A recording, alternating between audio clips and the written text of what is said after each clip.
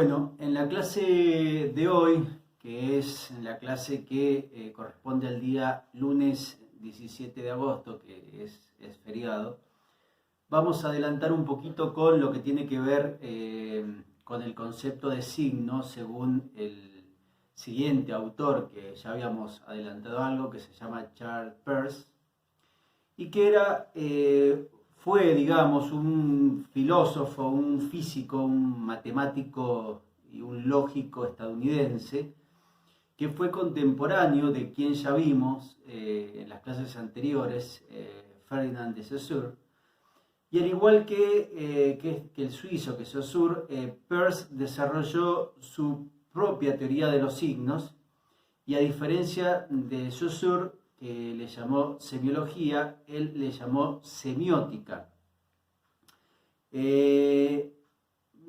La diferencia que existe de alguna manera entre Peirce y Saussure es que Peirce buscaba entender de alguna manera la totalidad del mundo y por eso se encargó de formular esta lógica, digamos, simbólica. Podríamos decir que Peirce, de alguna manera, lo que le preocupa, o lo que no le preocupa, es el funcionamiento, digamos, estricto de la lengua, y su preocupación, digamos, estaba más relacionada con algo más genérico, ¿no? Algo más general, ya que lo que de alguna manera intentaba era determinar cómo el ser humano, de alguna manera, conoce la realidad a través de los símbolos, ¿no? Del símbolo o del signo lingüístico. Entonces, Peirce, que es considerado como el fundador de una corriente de pensamiento denominada pragmatismo, y también, como habíamos dicho recién, es considerado el padre de la semiótica contemporánea, entendido, digamos, como semiótica esa teoría filosófica que tiene que ver con la significación y la representación, ¿no? Para Peirce, digamos, el signo es algo que está en lugar de otra cosa y tiene sentido para alguien. Es decir, que la concepción del signo de Peirce, a diferencia de Saussure, que ya lo vamos a ver, es triádica y no es una diada, como habíamos visto en Saussure, compuesto por dos partes, sino que para Peirce está compuesto por tres partes. Y estas tres partes son las que él denomina como representamen, objeto e interpretante. Es decir, que para Peirce el signo ocupa el lugar de una cosa, la hace referencia a algo ausente en alguno de los aspectos de ese algo, que es lo que se llama representamen, y el signo que se cree en la mente sobre un signo, digamos, es más desarrollado y se llama interpretante. Es decir, que el signo para Peirce representa a un objeto de la realidad. Y él basa sus estudios principalmente en la teoría de lo que se conoce la teoría de los sistemas, y por eso concibe la realidad como una triada, a diferencia, digamos, de Saussure, con su concepto, digamos, dicotómico, o con su concepto compuesto por dos componentes, como habíamos visto, entre significante y significado. Para Peirce, para que algo sea un signo, digamos, necesita cumplir ciertas condiciones, que era lo que habíamos nombrado anteriormente, y estas condiciones son las siguientes. Primero, que debe tener cualidades para distinguirlo, es lo que él considera representame. Segundo, que debe tener un objeto, digamos, la relación con el representamen no basta y necesita un tercer elemento, que es lo que compone esta triada, para que sea necesario y suficiente para que cumpla esta condición triádica. donde el representame sea reconocido como objeto, de alguna manera, y esto se da a través del interpretante.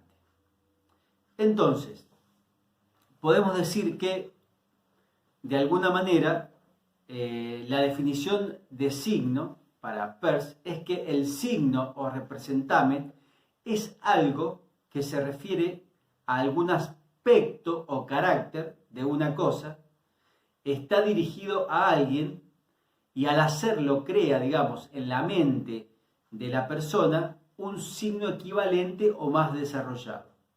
Es decir, que al signo creado se le llama interpretante y parte, digamos, del primer signo. Recordemos de alguna manera que es más desarrollado que el representamen, este interpretante. Es decir, que el signo, de alguna manera, está en lugar de algo, es decir, de un objeto. Y que no todos los aspectos, sino a una idea, digamos, sobre este objeto. Esa idea de Peirce es la que él llama fundamento del representar. Podemos decir también que para Peirce el símbolo es una representación mental a través de la cual alguien puede conocer los objetos de la realidad y está constituido, como habíamos dicho recién, por estos tres componentes, a diferencia de los dos componentes que había establecido Saussure en lo primero que vimos, ¿no? Que era el significante y el significado.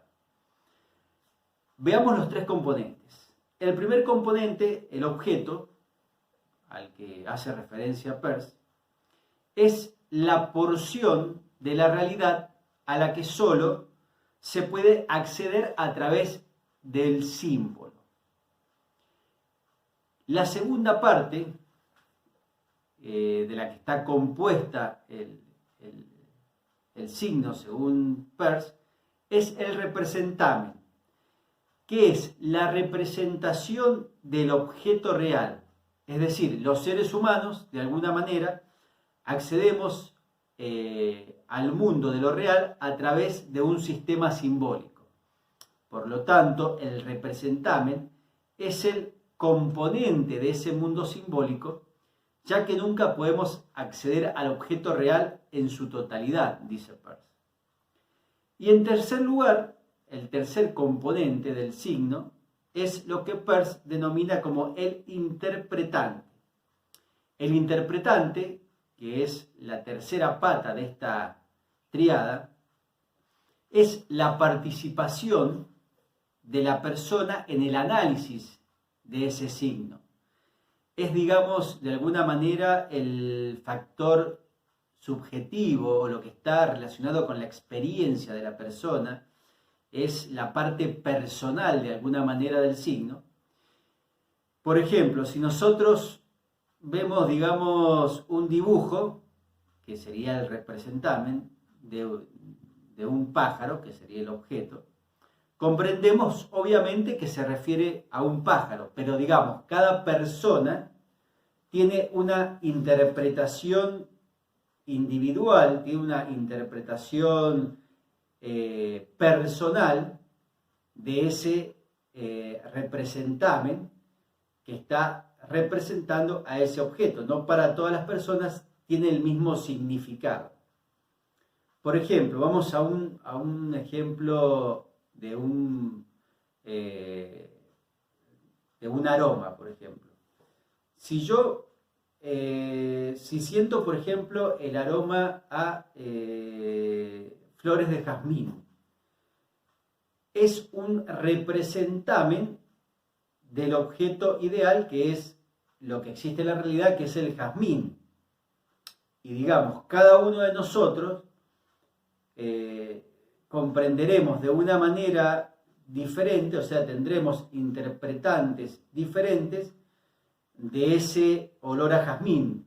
Para algunos puede ser, digamos, está relacionado con placer, para otros está relacionado con limpieza, para otro está relacionado con algo relajante, para otro le hará acordar al campo, a la infancia, a la juventud, al amor, etc.